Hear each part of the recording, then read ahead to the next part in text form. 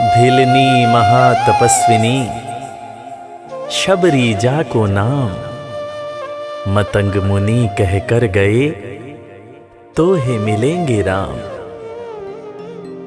सोने की चिड़िया मां भारती और सत्य सनातन धर्म के सबसे आदर्श पुरुष मर्यादा पुरुषोत्तम भगवान राम, जो वर्षों की तपस्या के बाद ऋषि मुनियों को भी नहीं मिलते, मगर एक भीलनी शबरी के घर स्वयं चल के आके न सिर्फ दर्शन देते हैं बल्कि उस भीलनी के जूठे बेर भी खाते हैं।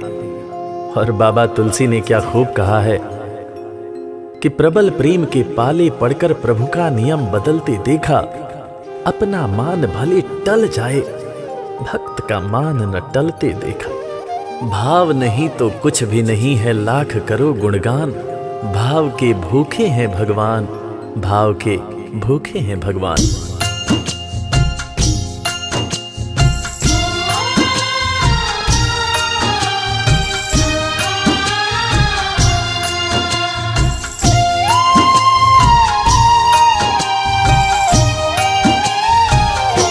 भाव के भूखे हैं भगवान, भाव के भूखे हैं भगवान, भाव के भूखे हैं भगवान, भाव के भूखे हैं भगवान।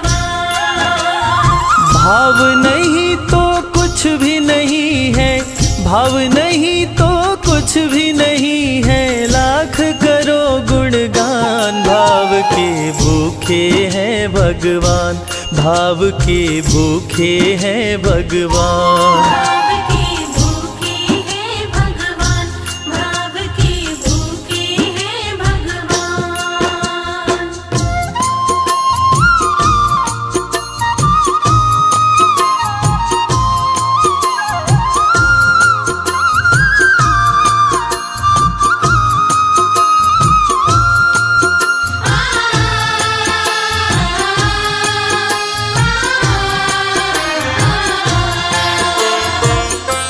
एक थी शबरी भक्तन, न्योछावर करके तन मन, मतंग मुनि के संग में करती थी प्रभु का कीर्तन।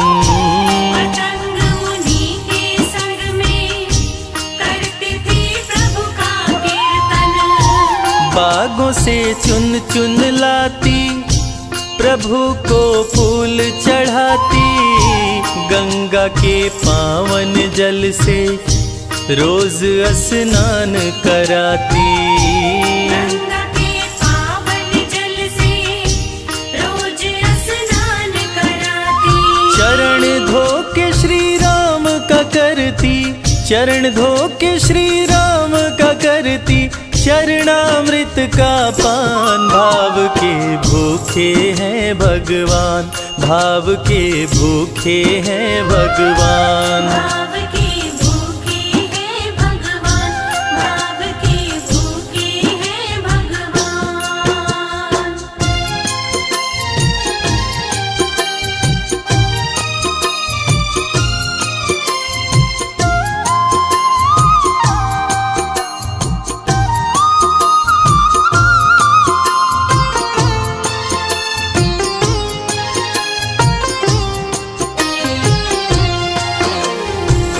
धैर्य एक ऐसा प्रसाद है जो इंसान को महान बना देता है। मतंग मुनि मां शबरी से कह गए कि शबरी तेरे दरवाजे राम जरूर आएंगे, और शबरी ने 10,000 साल तक प्रतीक्षा किया।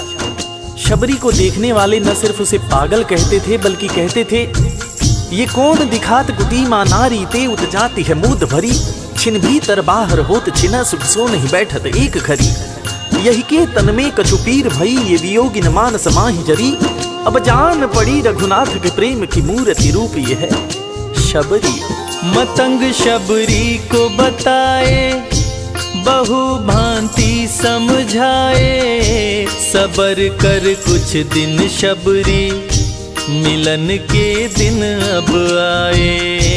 सबर कर कुछ दिन शबरी, मिलन के दिन अब आए। राम जी तुमसे मिलेंगे, मेरी कुटिया में आकर शबरी को धैर्य बंधा कर समाधि लिए गुरुवर।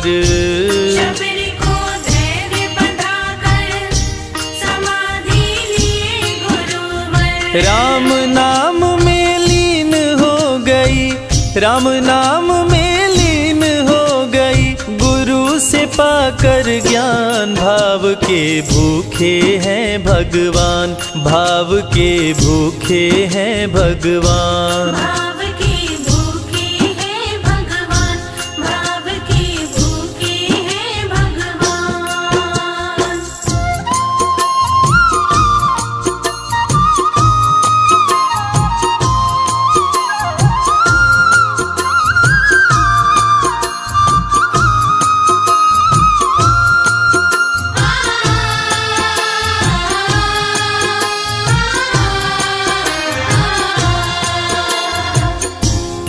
माँ शबरी के गुरु महामुनि मतंग जब अपने नश्वर शरीर का त्याग कर रहे थे, तब माँ शबरी ने उनसे पूछा, हे गुरुवर, मुझे मेरे राम कहाँ मिलेंगे? इस पर महामुनि मतंग ने शबरी को जवाब दिया कि शबरी, अरे दुनिया राम को ढूंढती है, मगर तू तो ऐसी खुशनसीब है कि तेरे दरवाजे राम स्वयं चलकर आएंगे। माँ शबरी को अपने गुरु की बातों पर अटूट विश्वास हो गया। माँ शबरी हर रोज राहों पर फूल बिछाती थी, चुन चुन कर मीठे बेर चख चख कर इकट्ठा करती थी, ताकि मेरे प्रभु श्री राम जब आएंगे तो बड़े प्यार से इसका भोग लगाएंगे। राहों पर फूल भी बड़ी सावधानी से शबरी माँ बिछाती थी।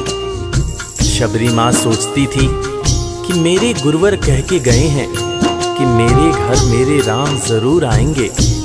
शबरी माँ राहों पर दूर दूर तक फूल बिछाती कि प्रभु श्री राम के पैर में कहीं कोई कांटा न चुभ जाए। राह पे फूल बिछाती, वो मीठे बेर को लाती, मेरे प्रभु राम आएंगे, नैनों में सपने सजाती। मेरे प्रभु राम आएंगे, नैनों में सपने सजाती।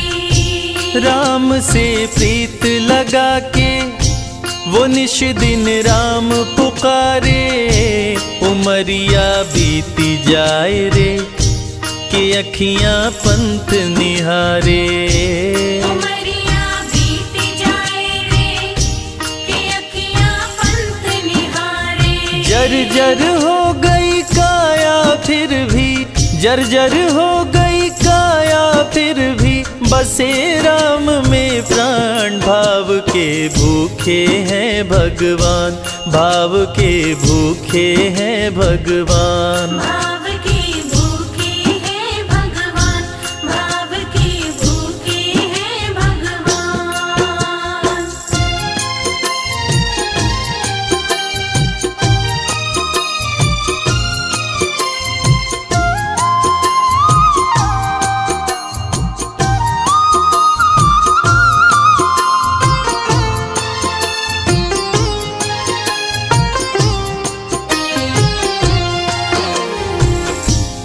समय समय के साथ बीतता गया।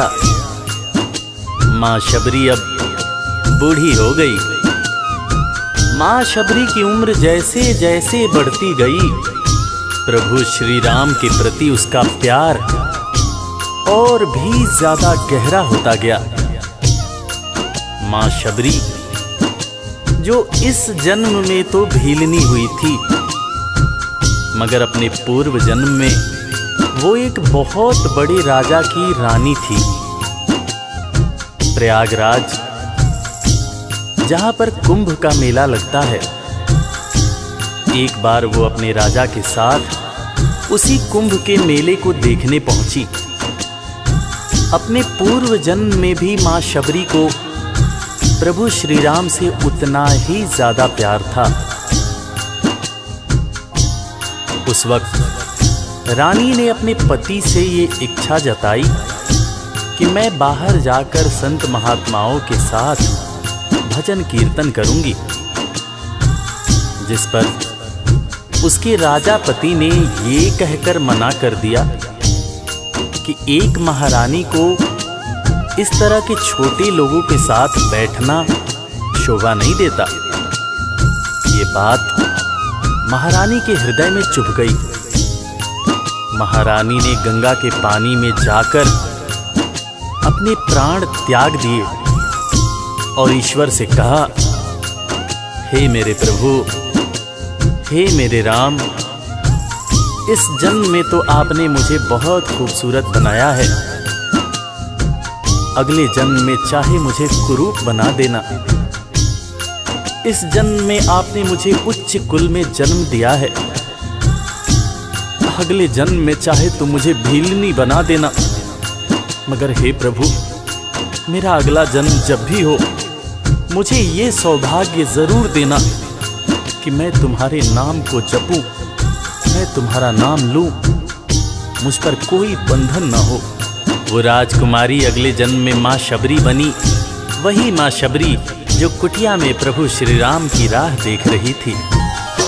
वो सुंदर आसन लगा के, स्वच्छ कुटिया को सजा के, राह आंचल से बुहारे, प्रभु का ध्यान लगा के। राह आंचल से बुहारे, प्रभु का ध्यान लगा के। और ना अब तड़पाओ, राम मेरे आ भी जाओ, दरस बिन शबरी व्याकुल, राम मेरे दरस दिखाओ। दर्श बिन शबरी व्याकुल, राम मेरे दर्श दिखाओ। दरस की आस लगी मेरे प्रभु जी, दरस की आस लगी मेरे प्रभु जी, पूर्ण करो अरमान। भाव के भूखे हैं भगवान, भाव के भूखे हैं भगवान। भाव की भूखे हैं भगवान, भाव की भूखे हैं भगवान।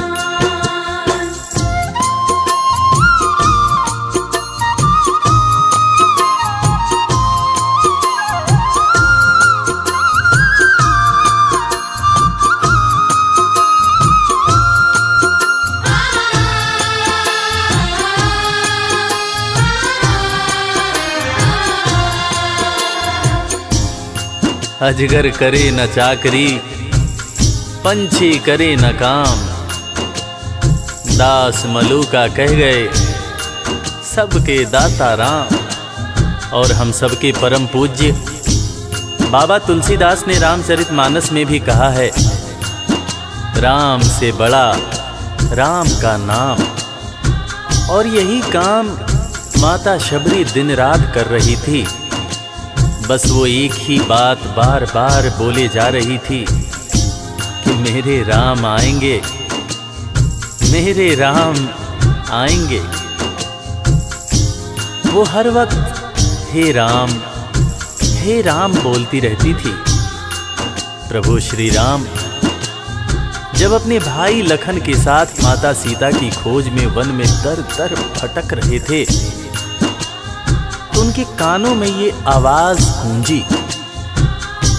उन्होंने अपने भाई लखन से कहा, प्रिय अनुज, ध्यान से सुनो।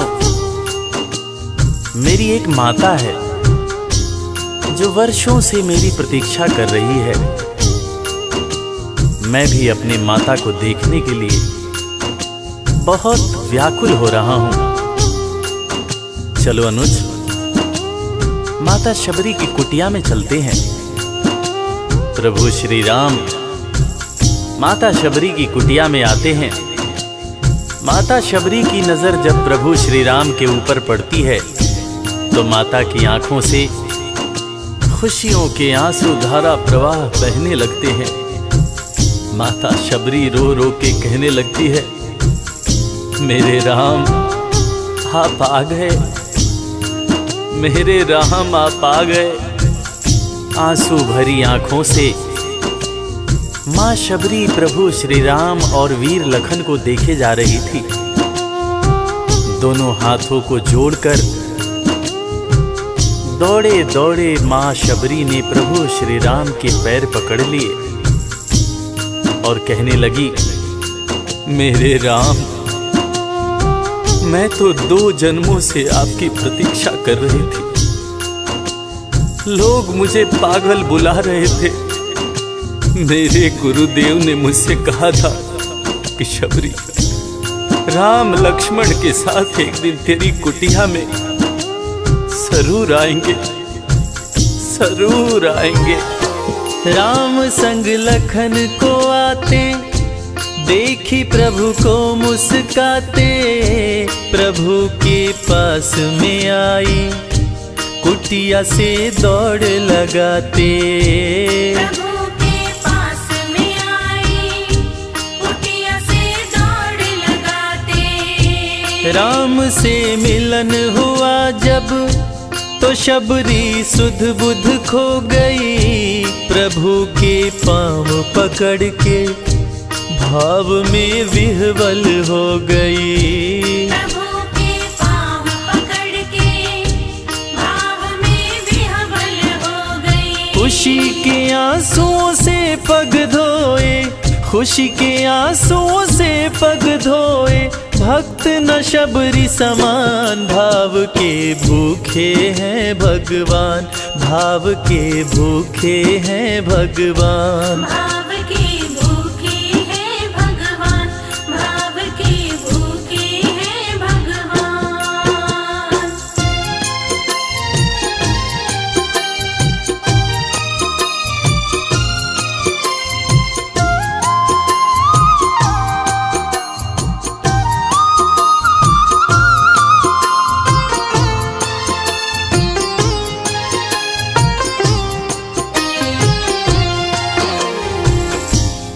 मित्रों, मैं रविराज आप सबको आज एक बात बताना चाहूँगा। वो बात जो मुझे मेरे गुरुदेव फरीद हसन खान साहब ने बताई है। और वो बात ये है कि ईश्वर को हमारी ज़रूरत नहीं है, हमें ईश्वर की ज़रूरत है। ईश्वर हमारे बिना भी पूर्ण है, मगर हम ईश्वर के बिना हमेशा ही अपूर्ण हैं। हम पैदा तो इंसान के रूप में होते हैं, मगर अंत में हमें उसी परमात्मा के पास जाना होता है। इसलिए हमें जीवन में हर वो कार्य करना चाहिए जो ईश्वर को पसंद हो।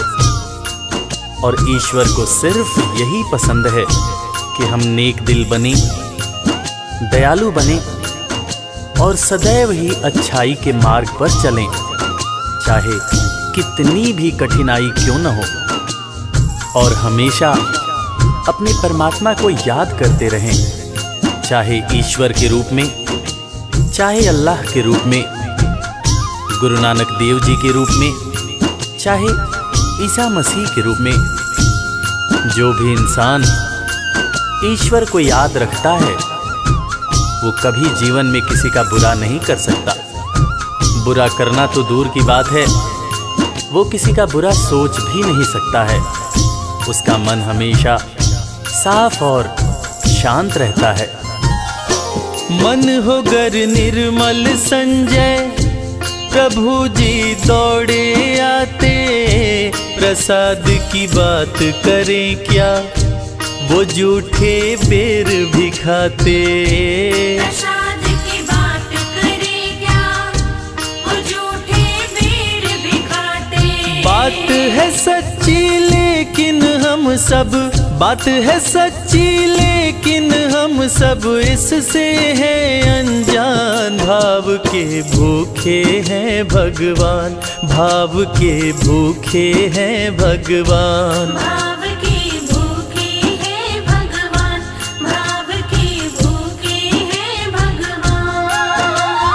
भाव नहीं तो कुछ भी नहीं है, लाख करो गुणगान। भाव के भूखे हैं भगवान। भाव के भूखे हैं भगवान, भाव के भूखे। इस कथा के लेखक पंडित संजय तिवारी जी, साउंड इंजीनियर श्री कैलाश डंडरियाल जी, मैक्स स्टूडियो दिल्ली, संगीतकार लवली शर्मा। मैं आपका अपना रविराज और वीर म्यूजिक परिवार की तरफ से आप सभी को कोटि कोटि प्रणाम करता हूँ। किसी भी त्रुटि के लिए हम क्षमा प्रार्थी हैं। बोला भक्त और भगवान की